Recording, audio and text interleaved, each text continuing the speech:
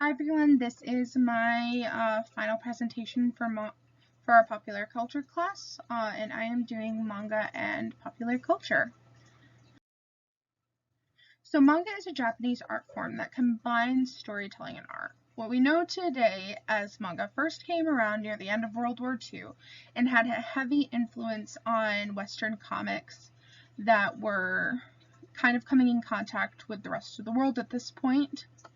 And over the last few decades, manga has significantly grown in popularity, not only in the United States, but across the world, and has left a pretty lasting impact on the rest of our society in different ways. But what really is manga? Well, manga is very similar to what we see in the West in regards to comics with Superman or Batman or even The Walking Dead. Think of like graphic novels, but Japanese comics typically are called manga and have a very distinct art style with the big round eyes and really not proportionate bodies in some ways. They're often kind of described as looking more Disney-like, and you can see this with more historical manga such as Astro Boy or any of the early kids manga. They're typically read from right to left, as is pretty typical with the literature in that area. They're typically reading from right to left, and they have some pretty notable themes such as friendship, apocalypse, and they often don't shy away from darker topics, especially in kids manga. Often death is seen as something that is kind of permanent in some cases. But what's the history behind all this? Where did it kind of come from, and what are some of the historical influences? So historically in Japan, the combination of art and storytelling is something that can be dated all the way back to the Nara period. There are scrolls in temples that are showcasing short story-length, almost comic-like pieces that go in sequence. And these are dating all the way back into like the 780s. However, many of these very early storytelling artwork were mainly religious in nature. However, if we look more towards the modern day, we can see that a lot of influences came from the Edo period with Zen paintings and block prints and even kabuki theater that often had these exaggerated features that are very similar to what we see in today's modern manga, though the art styles obviously have changed since then. However, it's really important to still note that a lot of what we come to know as manga and the themes started to stem from World War II, when a lot of the people who went into this field kind of grew up during World War II and kind of witnessed the Hiroshima bombing and all of that going on. So a lot of these themes kind of stem back to the World War. And there's a lot of stories, like especially recently, that we can see that have been influenced by war, by just things that have happened across history, regardless of really what is going on. So in the picture, you'll see two characters with a giant human trying to eat them. That's from Attack on Titan, which a lot of the inspiration is drawn from World War II and different aspects of fascism, nationalism, and it explores kind of themes of why this is bad. And it's not afraid to shy away from darker things. As you can see, Aaron's literally being eaten. And there's, of course, some themes and parallels that relate to a lot of things happening in World War II, such as the Holocaust and things of that nature. Fullmetal Alchemist is another story that's heavily influenced by history, with science kind of being thing in this war between science and religion, as well as themes of kind of nationalism and kind of trying to get what you want by any means necessary. And then one that's not necessarily influenced as much as on recent wars, but as more classical Japanese history during the Meiji era and right after the war that kind of brought about the Meiji era. Rurouni Kenshin kind of explores a samurai learning how to live in this peace after he makes a vow to never kill again, and some of the things that pop up due to this. So there's a lot of stories that are influenced by history or have themes or take even inspiration from things that have happened in the past. But what are some societal impacts now of manga? Well, manga has had really kind of different influences on people, both positive and negative. It has inspired a lot of people to create their own comics, shows, and even books, and people have even said that it has helped them kind of cope with daily lives and stressors to just kind of read fun stories. And there's so many different stories out there that pretty much anyone can find something that kind of speaks to them or is interesting to them.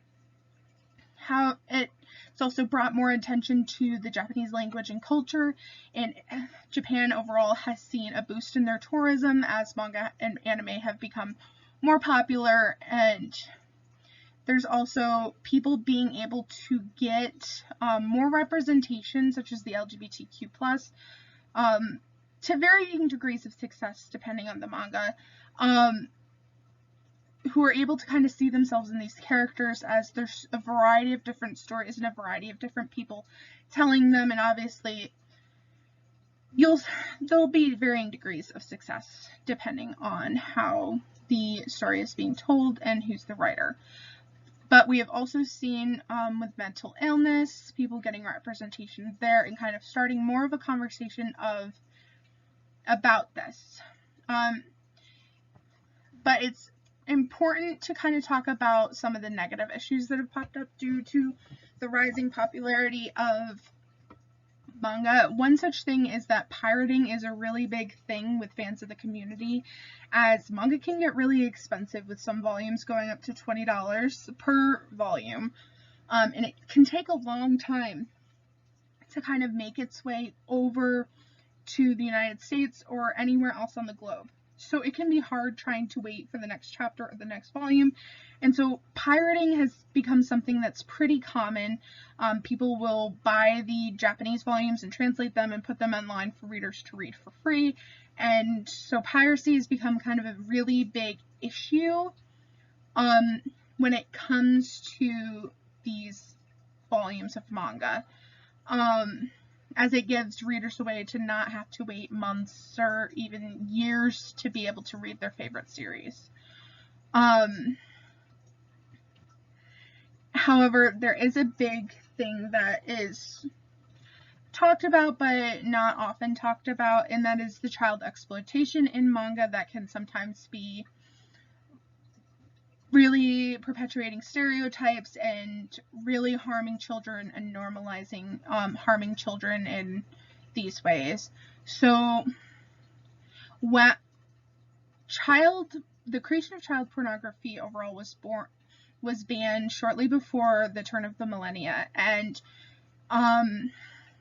unfortunately it was still legal to own until 2014. However, manga is something that has been able to kind of find loopholes into not kind of following these laws.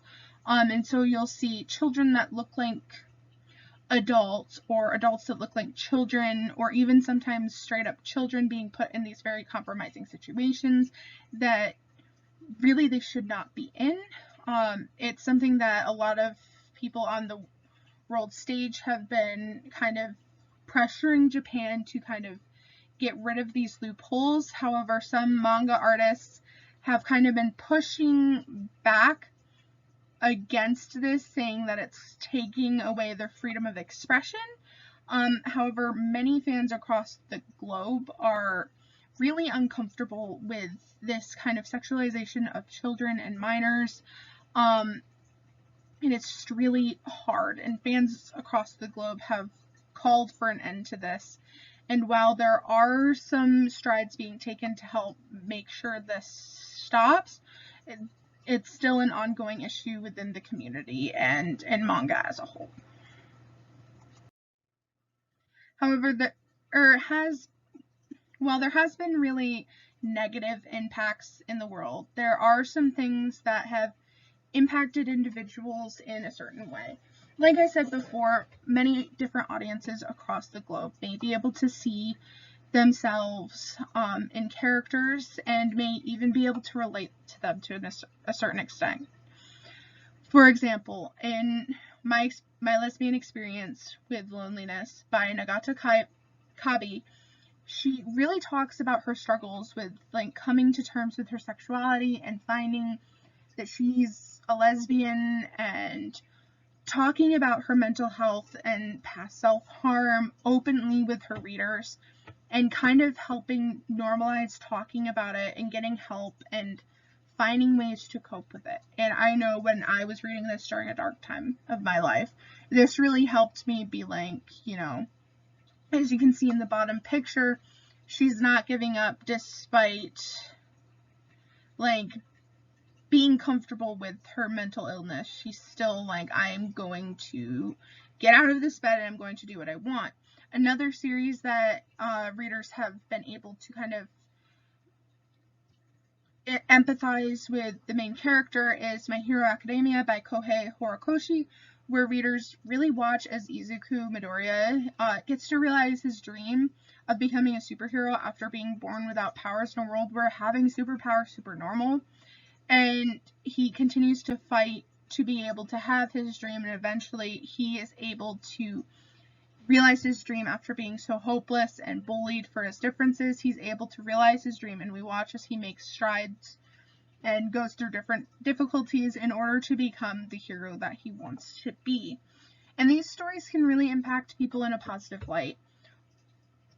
It can help us learn different things, like it's okay to have hope even if things are not going well, which is a common theme throughout manga as a whole.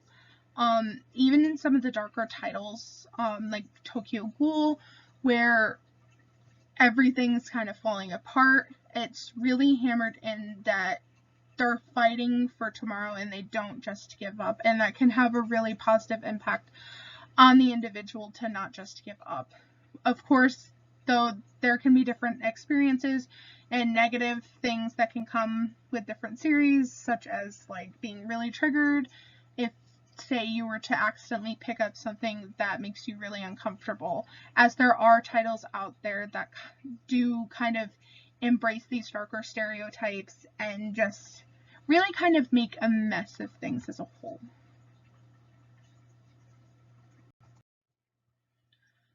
It's also really important to mention the kind of different ways that manga has had an impact on the sciences and even STEM as a whole.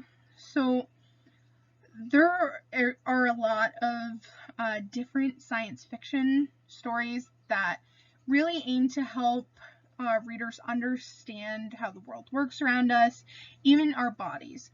So some notable ones that are really notable and really follow science and aim to explain it are Dr. Stone, Cells at Work. There's an entire series of the Manga Guide to, and they have the Manga Guide to Physics, Linear Algebra, and basically a guide to any STEM subject you would want to learn how to do. They have guides to be able to teach the reader how to do this. However, there's also some other stories that just take inspiration from the sciences, such as Attack on Titan, which was mentioned before in the historical section, Tokyo Ghoul, and many others.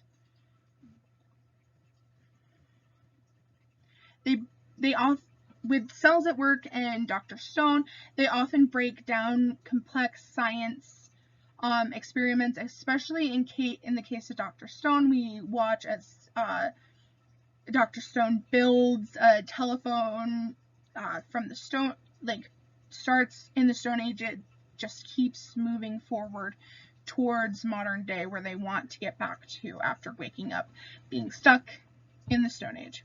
So there's a lot of different series that really explore these aspects, but there's also ones that explore psychology and how different things affect human beings, such as Tokyo Ghoul, which really talks a lot about trauma, and you watch as the main character Kaneki really struggles to make things go the way he wants. So then there's the humanities. There's really a lot of ways that the humanities have kind of been shifting and changing in regards to how manga and especially comics are viewed. While originally they were viewed as something that only children viewed because they were more marketed towards children or reluctant readers, that's something that's slowly beginning to change as these types of literature are becoming more popular. So there's universities that are offering courses on anime and manga, such as the University of Kansas and Brown University, most notably. And there's more academic papers coming out and analyzing manga and anime every single year. And it's not only scholars within the humanities that are taking to analyzing and theorizing what the meanings of these stories are, but it's also the fans going on places like YouTube or even going to conferences in order to talk and discuss these different themes and stories that are kind of changing the way that we kind of think about literature, especially in the West. And it's definitely something that's interesting to watch as it shifts, because it's kind of a difference in Western and Eastern thinking, as Eastern thinking has kind of considered this subject worth studying for a long while, as well in the West it's kind of newer that these comics are being studied and being viewed as something worth kind of looking into and analyzing. The picture is actually from a conference that I presented at, where I was discussing Tokyo Ghoul, which is my personal favorite series, and kind of talking about it and the different kind of ways that it's kind of intertextuality and talking about classic literature on top of telling a really unique story. So it's definitely something that's slowly beginning to change and shift in the humanities today.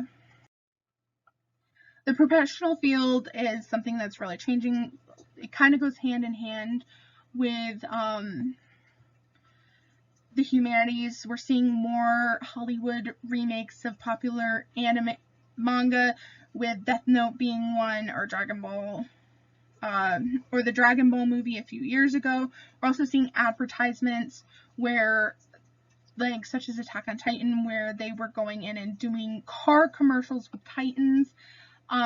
We're also seeing it in art and animation, with Steven Universe and other shows taking inspiration from manga and anime. And there's no doubt that this genre will continue to grow as we continue throughout the course of it being around, which will probably be for quite a while. So manga and anime is something that will no doubt continue to grow and continue to have an impact both positively and negatively on our society as a whole. We'll probably see more advertisements and more things kind of being normalized that once were kind of looked at as weird or something you shouldn't talk about with other people. We also will no doubt begin to see, especially in the case of child exploitation and how that's kind of normal in manga right now, especially in the East, we will no doubt begin to see more pressure being put on Japanese legislation to kind of close the loophole to make it so there's no way that these writers can continue doing this in the future. But it's definitely having an impact on individuals from humanities beginning to embrace it as a form of literature, and also trying to make sense of history and science in the world around us. And yes, manga definitely has issues that will no doubt be solved, or may not be ongoing for a while, but be solved later. there is no doubt that this genre will continue to evolve, and there's no telling kind of what will come out of it next, or how it could impact society, or even how we view literature as a whole. And it'll be really interesting to watch as that continues to change and grow over the coming years. That's my presentation. Thanks for watching. Have a good one.